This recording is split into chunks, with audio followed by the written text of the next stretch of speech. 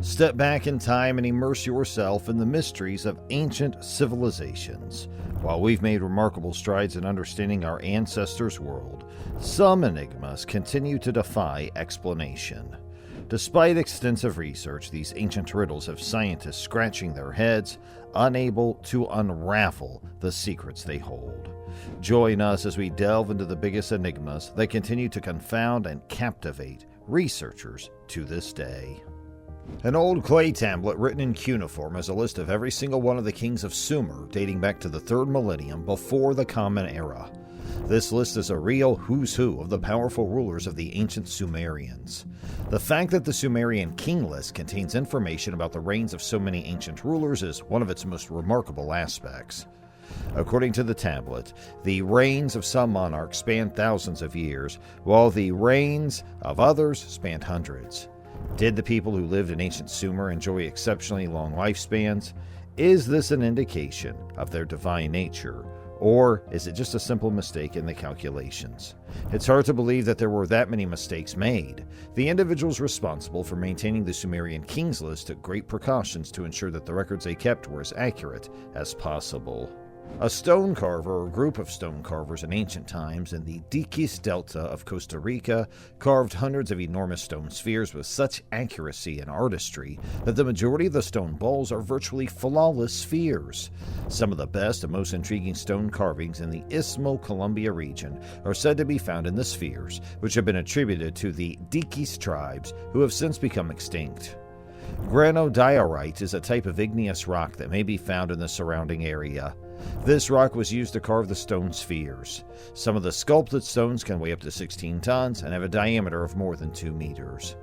It has not been completely established what the enormous stone was meant to accomplish. However, it does appear that the spheres were arranged in a line that led to the residence of the local leader of the tribe. The majority of the spheres have been relocated from their original sites and can now be found in the gardens of wealthy households. Researchers have a difficult time gleaning fresh information from these peculiar artifacts because so many of the stones have been relocated. Wilhelm Koenig, a German archaeologist, discovered a collection of clay jars that were dated to around 200 BCE while he was conducting archaeological excavations in the Middle East in the year 1838. These excavations took place in the region that is now known as Iraq. Each jar had a rod made of iron that was encased in a cylinder made of copper. After examining the clay jars and their peculiar contents, Koenig concluded that the jars contained old batteries after doing his research. After his findings were published, there was a lot of excitement in the scientific community. How were ancient people even able to learn about electricity, much less construct the batteries necessary to generate it?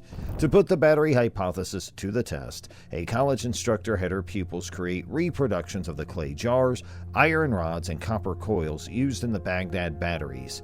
To no one's surprise, the replicas of the Baghdad batteries generated an electrical current. The discovery by the experts that the clay jars were batteries and that they were functional led to the emergence of much more perplexing query. Why did ancient people use electricity, and what did they do with it? It is believed that the ruins of a city that is at least 5,000 years old can be found buried in the waters close to the shore of Yonaguni-jima in Japan. The gigantic stones with their precise right angles are thought by some scholars to be the remnants of a metropolis that formerly belonged to the Yomon culture. However, other academics feel that the stones are just a peculiar natural phenomenon. The mythology of Atlantis, the advanced metropolis that was said to have vanished into the ocean in a single day, is automatically connected in people's minds whenever the ruins of an ancient city are discovered submerged in water. However, researchers examining the Yonaguni-jima site think that the coastal city was finally submerged as a result of gradually rising sea levels and that it was not destroyed by a catastrophe. A discovery led researchers to the ruins. In 1995, a diver discovered the enormous stones. Even while many people still believe that the ruins are nothing more than natural rock formations, it is difficult to explain an arched entryway and stone stairway as natural formations. This is because they were constructed intentionally. Rango writings are a weird and incomprehensible written language that can only be found on Easter Island. These writings are overshadowed by the enormous stone heads that are located there as well. The writings were found for the first time in 1864 by a researcher named Eugene Irod. The strange symbols appear to be an early type of writing that uses symbols, which are referred to as glyphs rather than letters. The Rango writings are believed to have been created about the year 1200. The one-of-a-kind symbols were carved into wooden planks using a shark tooth. No one has been successful in translating the writings to this day, although anthropologists feel that they may contain information on religious practices. The fact that the Rango writing system originated on its own, independent of any influence from the outside world, is one of the reasons that its significance cannot be overstated. Even though we most often think of pyramids as being associated with ancient Egypt, there are buildings all around the world that are shaped quite similarly to pyramids. It is abundantly clear that the pattern held significant meaning and value for the inhabitants of a wide variety of cultures. Consider, for instance, the Hellenikon Pyramid, which is one of the more well-known pyramids in Argolis, which is located in Greece.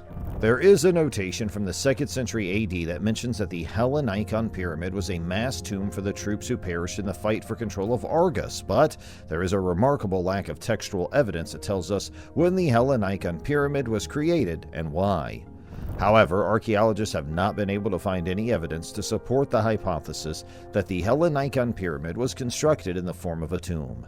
It is interesting to note that scholars estimate the Hellenikon Pyramid was built around the year 2721 BCE, and this would make it significantly older than the pyramids of Egypt. The Devil's Bible is a fascinating and thought-provoking religious book that is supposed to have been written in its whole in a single night by a monk in the 13th century, who sold his soul to the devil to achieve its deadline. The Devil's Bible is a massive medieval book that dates back to this period, and the author was a monk who, according to the myth, has grown up around the book, was found guilty of breaching his vows and sentenced to a gruesome death. He was going to be sealed within his tomb while still alive and left to starve to death there. The monastery and the monks settled on the monk's plea. He would spend one day and night laboring over the task of writing a single book that would include all the world's information, and he would accomplish this seemingly impossible task. The monk, when left to his own devices to complete his work, made a pact with the devil. In the morning, the monk delivered his finished work to the monastery. It had 310 pages that were filled up, and this action secured the monk's freedom. Although one individual can't have written by hand that much in such a short period, the Bible known as the Devil's Bible contains several peculiarities. The handwriting provides evidence that the entire book was written by a single author, and that the work was finished in a reasonably short length of time. The book is enormous, measuring 3 feet in length, and it weighs a considerable amount. To move it, you'll need the assistance of at least 2 people. The Devil's Bible contains not only a full Latin translation of the Holy Bible, but also other works, a large and terrifying drawing of the devil, pages of medicinal formulas, and records of exorcisms. Today, the book is still entirely readable except for 12 pages that have been erased. Nobody knows what material was supposed to have been on these pages that were deleted, nor does anyone know why they were deleted. The Sacsayhuaman fortress walls in Cusco, Peru, are constructed out of stones that collectively weigh more than 200 tons. The fortification was built before the time of the Incan Empire. Nevertheless, researchers have not been able to pinpoint an exact date for the structure's construction. Incredible levels of craftsmanship may be seen throughout the property. It appears as though the boulders were manufactured, given how well they fit together. There's no evidence at the site to demonstrate how the enormous stones were carved and moved into place, thus, it is unclear how this was accomplished. The locals have a myth that the stones may be lighter and more pliable by using a liquid that is produced by a local plant. According to the myth, the locals have discovered this liquid, and according to the continuation of the narrative, the rocks were heated to an extremely high degree, which caused them to fuse in an extremely tight fashion.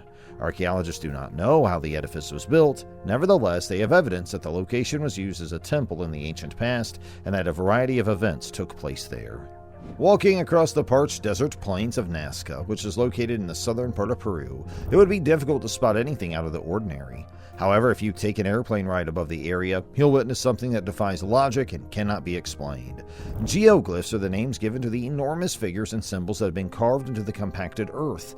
There are over 100 of these geoglyphs, which are thought to have been created by the Nazca civilization between the years 500 BCE and 500 CE. Many long straight lines have the appearance of runways, and there's also recognized images such as birds, fish, monkeys, and humans. The most peculiar thing about this is that these pictures were created hundreds of years before the invention of airplanes, yet it is obvious that they were intended to be viewed from above. The color difference between the stone that is on the surface and the stone that's just below the surface is difficult to identify when standing on the ground. However, when viewed from above, the images are clear as day. There is just as much a mystery around why these images were etched as there is regarding how they were made on such a vast scale. Were these items used in a religious or ceremonial context, or were they supposed to direct people coming down from the sky?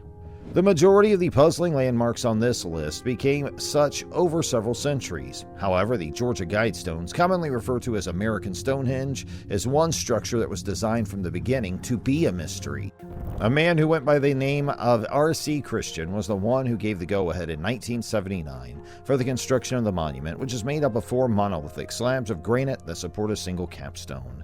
A stonemason from the area painstakingly fashioned it in such a way that one of the stones contains a slot that is always aimed in the direction of the North Star, while the other stone contains a hole that's aligned with the sun during the solstices and equinoxes. The accompanying plaque refers to the writings on the slabs as the Guidestones to an Age of Reason. These inscriptions are perhaps the most noteworthy aspect of the monument. The slabs give a peculiar 10-point plan to secure peace on Earth in 8 different languages. The plan ranges from very general proclamations such as prize truth, beauty, love, seeking harmony with the infinite, to highly specific orders such as maintain humanity under 500 million in perpetual balance with nature. The Guidestones have long been the target of protests and even vandalism from individuals and organizations that want to see them removed from their current location. Comments such as this one have contributed to the Guidestones' reputation as one of the most contentious landmarks in the United States. Despite the debate around them, there is very little known about the people who constructed the Guidestones or the reason they were placed where they are. R.C. Christian stated that he was acting on behalf of an independent organization when he ordered the building of the landmark. Yet neither he nor his organization has commented on the matter since the structure was built. Since the monument was constructed at the height of the Cold War, one popular hypothesis regarding the aims of the organization is that the Guidestones were to serve as a guide for how to rebuild civilization in the aftermath of a nuclear holocaust. That's all for today's video, but we'll be right back with more soon. Please don't forget to give this one a thumbs up and subscribe to our channel, and thanks for watching.